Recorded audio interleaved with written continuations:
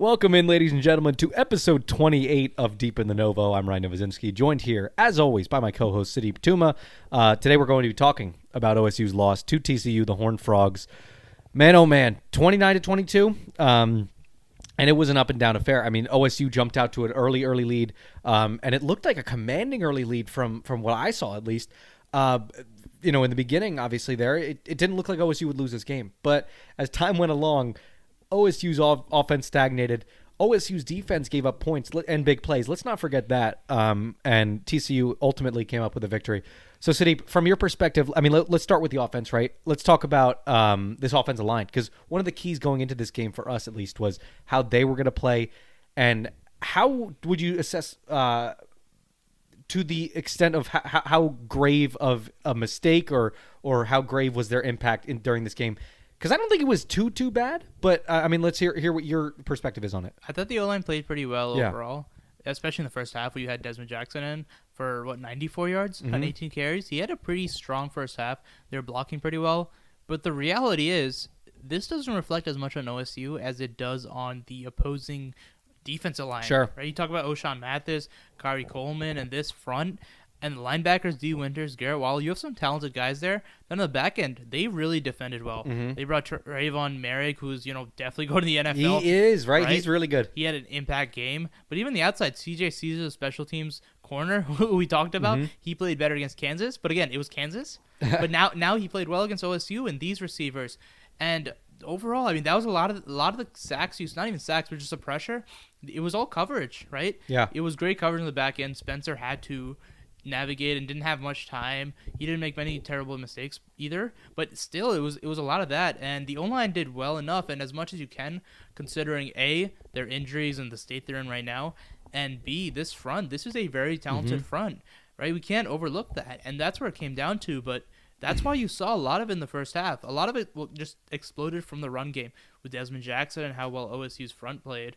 And then from there, I mean, it was just Talon Wallace losing him was very difficult. It's proven this year. I mean, this guy makes a big difference for this receiving core. Talk about the other guys and how talented they can be.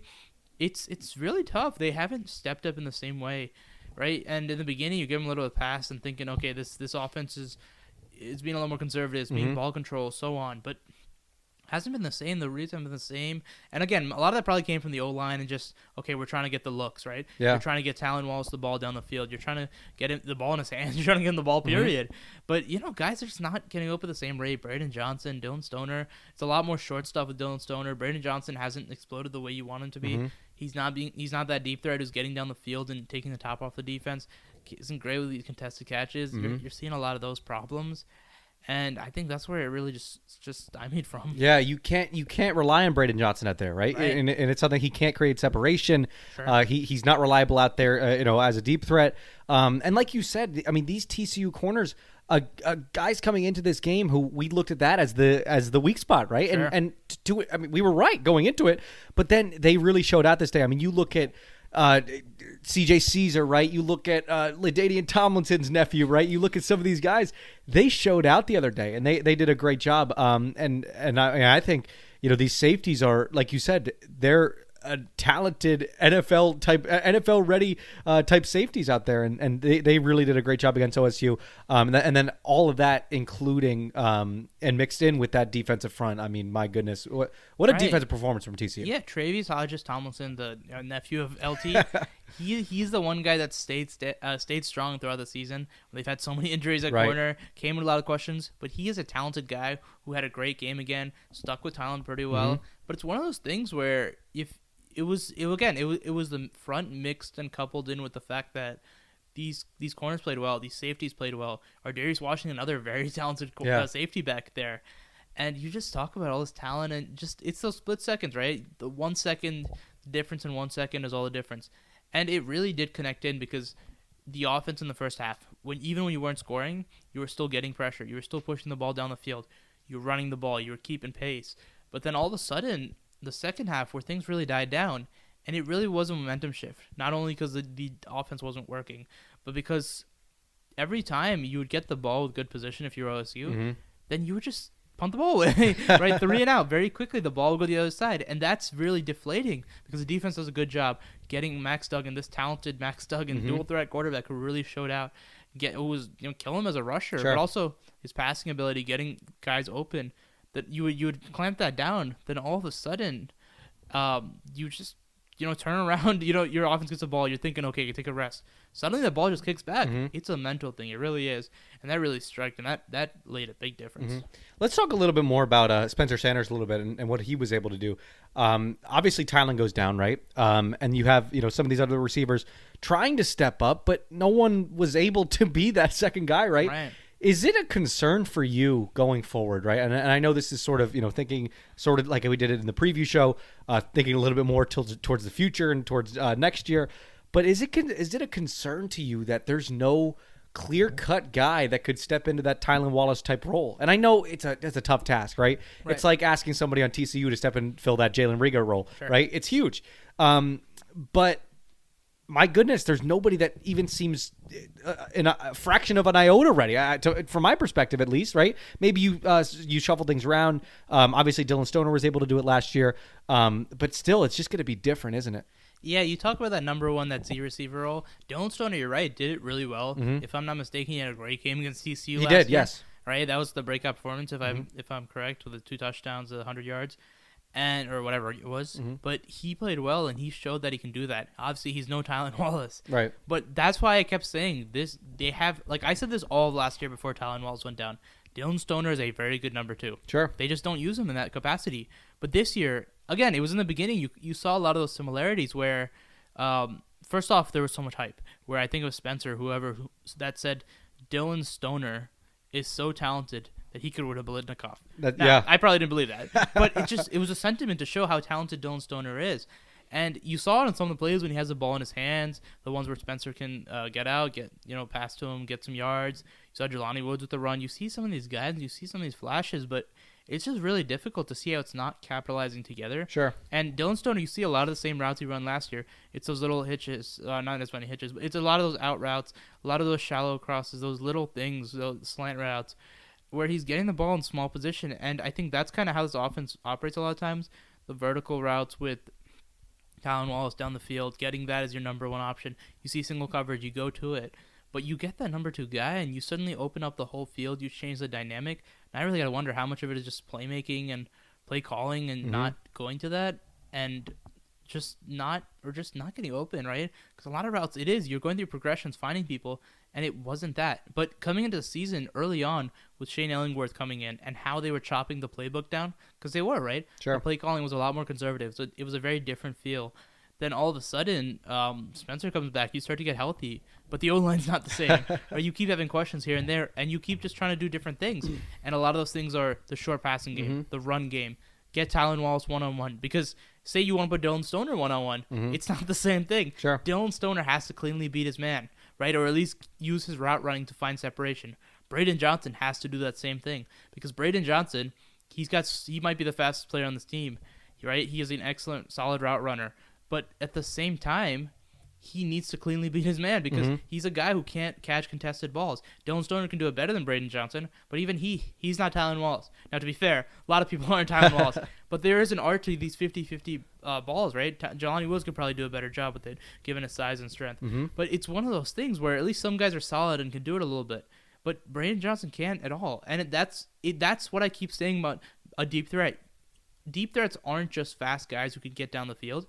They're guys who are really good at tracking the ball down the field. They're guys who can use body leverage really well. They're guys who can go up and make a catch when guys are around him. That's what makes it deep threat. Highest point, too. Right, yeah. Attacking that high catch, high pointing a ball, that's a skill of a deep threat. That's what makes Tylen Wallace so special. You see him down the field as a deep threat. Most plays, he's not wide open. Now, he wasn't that one play, but that's a rarity for him. Most of the time, he's just tracking the ball so well. He's finding that leverage. He's finding the ball, it's being thrown to him in place where it can be, and he goes up and gets it. He's the opposite of wide open on some of these plays. I mean, come on. Let's be real. About some of these plays, and that's why I keep saying it's not bad coverage by these cornerbacks. It's just that guy is not good, right? And that's a difficult thing. But you talk about that, and then you just like I was talking about before. The reason I brought up the play calling early on, you were struggling with that, right? And you kind of gave it a pass because you're thinking, okay, they have to get Tylan Wallace in these one-on-one situations. Because if you ever leave Tylan Wallace one-on-one, you just throw the ball up to him, and good things usually happen, which is a rarity for a lot of players. You can't usually do that. You don't want to usually do that. But at the same time, you can't put Dylan Stoner, Braden Johnson, those sort of situations, because they're not going to come down with the ball the same way. And it is something of a difficulty because it's becoming more and more of an issue for sure. And you don't get the time for them to, use their routes and get open and find guys. And it becomes more and more of a thing. And it's not that Spencer doesn't have chemistry with those guys. He has. You saw it with Braden Johnson last year. You saw it with Dylan Stoner last year. Mm-hmm. You see it with the way they talk about it. But it hasn't capitalized together, and it can, slowly become more and more of a concern. Yeah. And I think I'll say this also. The biggest thing is when Tylan Wallace goes down, where's your guy to step up? Who's next, right? Seriously. Because I mean, obviously, we don't know the extent of the injury quite yet.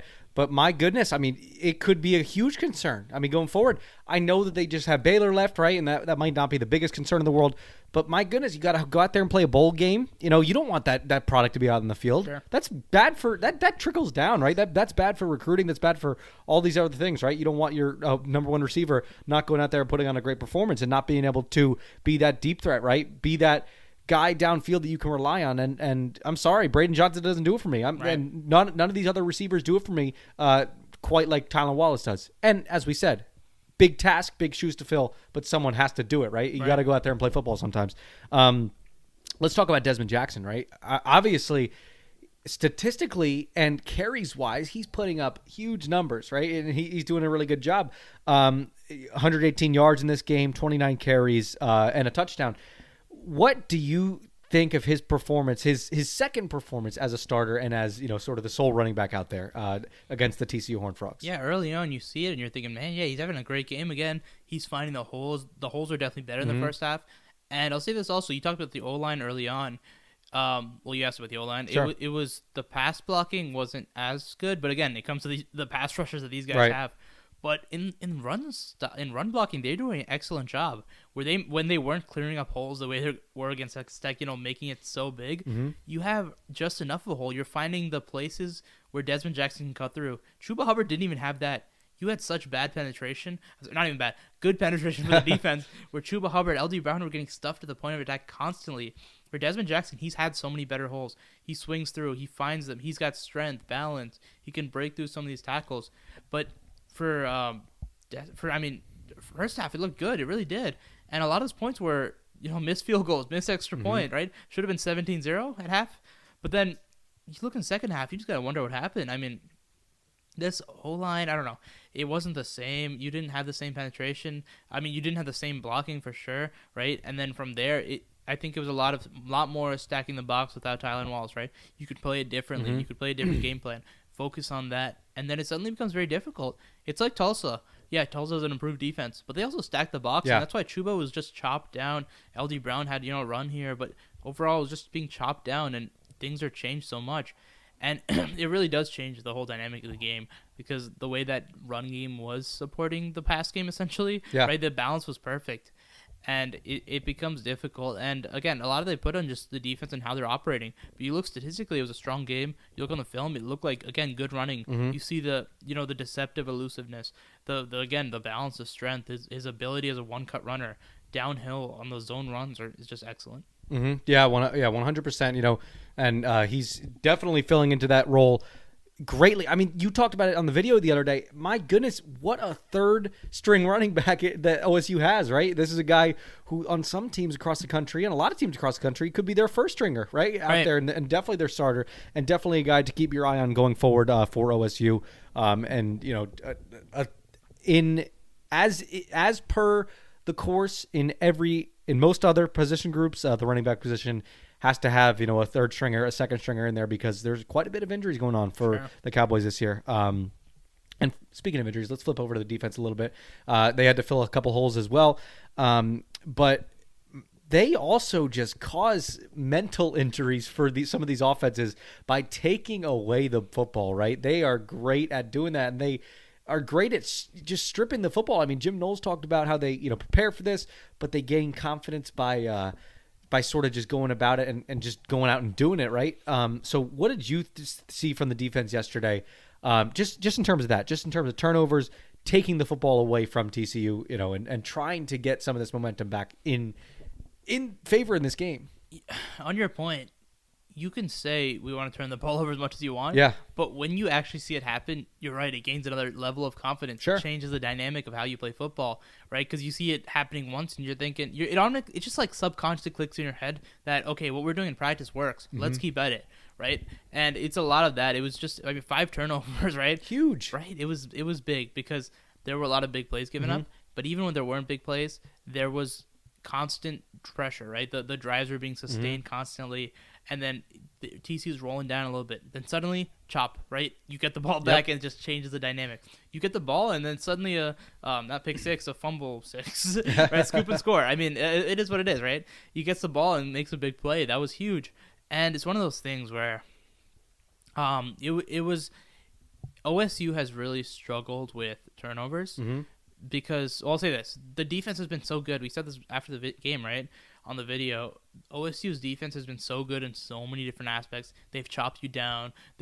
On third down, they've been one of the best, if not the best, third down defense of the country. Sure. They've brought such good blitz packages, concepts, game planning so strong. They've been elite in man-to-man coverage, which is so difficult. Right. You're getting all these things. But the one thing they haven't done is gotten turnovers. Exactly. Right. They haven't gotten takeaways. And that really sucks because when you're a defense, obviously playing the defense the way they are is amazing, but takeaways change the dynamic. First off, they give your offense more opportunities, right? In better field position. You got interception at the 30, 40-yard line of your team's opposing sideline, or offense rather, and your offense gets 30, 40 yards away. Yeah. That's really easy versus 80 yards away, 60, 70 yards away. That's a whole different dynamic. And 2, it's energizing. It's momentum shifting. You do that and you just kill the confidence of the other team and you gain the energy, the confidence for your own team. Then all of a sudden, the dynamic is just flipped and you're doing such a good job. And you pair that with how good you are on third and right on 3 and out, and suddenly it's just crushing, soul crushing for the other team.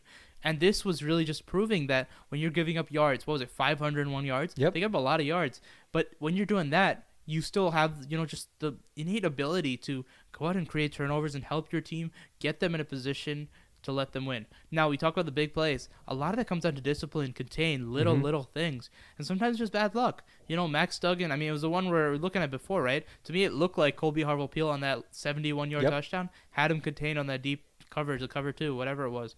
And all of a sudden, Max Duggan escapes for a second, the receiver goes down the field. That's close to impossible for a defensive back. Right. You can't ever expect them on the scramble drill. That comes down to the front 7 pass rush and get the quarterback down. Now, Max Duggan's super athletic, super great at improvising, but at the same time, that's what it comes down to. Big plays, little things here and there. And when OSU's offense was giving up big plays, but also letting TCU continue churning out yards, those turnovers help so much. And overall, I don't think the defense played amazing. I think they played bad. I think they're definitely in the middle. But the turnovers definitely help them so much more because that really makes up for it. And it gives the offense opportunities to do it. When the offense is constantly going 3 and out, then what? You saw the reactions afterwards, right? Right. People were praising this defense, and it's because of the turnovers, and for good reason, right? The turnover aspect of things was fantastic, but like you said, there was some stagnation on that defensive side, right? Yeah. They're giving up 500+ yards. That's bad, right? That's really bad. That's really bad, right? And against a 4-4 TCU team too. Like, let's not forget. And they have some weapons, right? But they don't have a clear-cut running back. They don't have a wide receiver that you look at and you're like, dang, they have Max Duggan and a couple other frogs out there, right? Yeah. So you never know what's gonna happen. But OSU's defense gave up huge plays too, right? Max Duggan just breaking through for some gross, disgusting touchdowns. You talk about 501 yards against a team like OU or Texas, but you also forced 5 turnovers. Yeah, that's a success, right? But this is not that. Nope. Not at all. And that's the whole difficulty of this whole situation. That, look at, you shut down Texas, who at the time was the best offense in the Big 12. Yep. And you didn't force many turnovers. That's a real, that's an elite performance. I don't think this was really an elite performance. Like I said, I think it's somewhere in the middle. But the turnovers helped so much. They gave them opportunities, and it made up for all those big plays and all those yards given up by the opposing offense. But, overall, it did help a lot, for sure. But it's not like you can say, the defense played so well, but this offense just needs to get it going. It wasn't like that. people love defensive stats because they love to see something that quantifies what they kind of want to believe. And that's the difficult that's the difficult thing of it. Defense is so hard to quantify. I mean, I was thinking the other day, cornerbacks, you just can't quantify by stats. You almost can't even quantify by TV film because you need to watch, all 22 film. You need to see the whole field. You want to see what's happening, the plays where they're not targeted. Maybe there's plays where the quarterback doesn't throw that way when he's wide open because he's going through his progressions. Or maybe it's a play where he's completely on him and you don't ever see the camera go that way because, I mean, why would it, right? Yeah. But those are the plays. You only see the plays where they're being targeted, and you only see the plays where it might be a pass deflection, or you don't see the plays where the guy's completely covered and you don't throw it. So that's why you don't know whether the quarterback is, guys are covered up, or if it's just not finding guys that are open. There's difficult things like that, and that's what, like you said, it's not easy to quantify by stats, but yeah, those big plays do hurt. How am I supposed to believe some random average Joe, average Matt on the street, who's telling me that they understand film, right? And they understand these types of things. But then they go out there and they're just watching it on TV, right? They're watching these highlights and the camera's not showing, Richard Sherman in coverage. They're not showing AJ Green in coverage. They're not showing Rodarius Williams. Definitely not Rodarius, because there's times where we've missed him on TV in coverage. You can't. So you just can't. Very interesting. And OSU. I forget who it was. I think it was David J. Billis was watching a college basketball game, and he was like, "Have you ever seen a highlight reel? These kids send in highlight reels, but have you ever seen a highlight reel with a bad play in it? Right? Like, why would you? Right? Yeah. And that's why you look at highlight plays. It just doesn't tell the whole story. But yeah, I mean, you're right. These stats. But again, it's not like you're just completely throwing away the 5 turnovers. Sure. That in itself is an elite number, right? That is an excellent job. But at the same time, you gave up those yards, those big plays. Mike Gundy even mentioned that's a problem. And a lot of it comes down to contain, gap control, right? Those gap discipline, little things that just end up blowing things up. But TCU I saw some of those similar things that Kansas State ran. OU a little bit. Actually, OU a good amount. You talk about the sideline to sideline. Yeah. And it's not a weakness of just glaring weakness, because OSU has elite sideline to sideline speed. Each and every defender is so athletic and can do it. Trace Ford, my goodness. You see the way he runs. You see the way Colby and Trace Sterling. And yeah, they're defensive backs, but doesn't mean they're that fast always. But those guys are. You talk about Rodarius. You talk about Jarek Bernard Converse. The sideline to sideline speed is great. But you see, when you start doing that motion, you start running those jet sweeps, you start running those pre-snap motions, you change the dynamic of what the defense is doing, because their eye discipline, where they think the play is going. Because remember, they're not just going out and playing football. They're studying film the whole time. Yeah. They see a particular motion, a particular formation. They think a play, is going one way. You talk about tendencies. You talk about tendency breakers. This is what happens. And it's the sideline to sideline stuff that works so much for teams against OSU, because you play so much to man-to-man coverage, right? It's one of those unintended consequences that you run so much traffic, you run so much sideline to sideline stuff, where you run those crossing routes. It's just so difficult to keep in man-to-man coverage, and that's not what happened. It wasn't the crossing routes like in a lot of games it has been for OSU, but you see the most similar concepts of what teams are kind of doing. A lot of that motion, but it's just interesting because as defense something. Yeah, there's something, it's right? Great. It's great that they force turnovers, though. I'll say that much, because it really makes up for a lot of mistakes. It does. It does. And like you said, like everybody after that game was talking about how great the defense looked, right? And discounting almost, right? Takeaway. I mean, we always hate the takeaway thing, right? But you look at some of the the game as a whole, right? And you just let's have those turnovers, right? Let's say that they got they forced 2 turnovers, right? Or I know half of 5 is not 2, but let's just say that you don't look at this game as a really great game from this OSU defense, but it just shows how great those turnovers were for the team. Now, if only Brock Martin wasn't the only person to capitalize off those, that would have been spectacular for this team, right? You would have had a lot more scoring in this game. Look at one of those turnovers, I think the longest one, TCU had driven 61 yards, then you got an interception. That's what I mean. That's what an elite defense does. When they give up yards, they clamp down. Yep. Some of those, there was only 3 yards or like 20 yards or something. But those are drives that you're killing what could have been. Yeah, maybe they haven't driven and you took it away, but those are drives where you're killing what could have been, right? And that's what I mean by giving opportunities. Sometimes, kicking a punt is great because you're forcing the ball out of their hands, but getting a fumble and interception in that moment, or even returning it back, is even better. Not only momentum swinging because you're just stealing it away, right? That does make a difference. Whether they punt it for 0 yards, or whether they punt it away, or you just take an interception, Sure. like say they punt it 40 yards, or you get an interception 40 yards down the field. The value might be the same, Sure. but the impact is so different. So much different. Right? It really is. Yeah, that is a almost game stealing type of deal, right? Right. It could definitely change the course of a game, just taking the life out of an offense, right? By just great defensive performances and just taking the ball away, right? And you got some guys out there. Obviously, that linebacking core can take the ball away. They can strip it away, and then you got guys like Colby Harvell-Peel. You got Trey Sterling out there who can really take the ball away and cause that momentum swing. So hats off to the defense. What a great performance. But we will see. We will see on the turnover side of things. But we will see how it goes moving forward to the Baylor week. And we'll have all that coverage for you. We will have all that. We'll have some more film room for you. And we'll have all these articles on Okali.com, at Okali Sports on Twitter, and at Okali on Twitter. For Ryan Novozinsky and Sudeep Tumma, have a great day.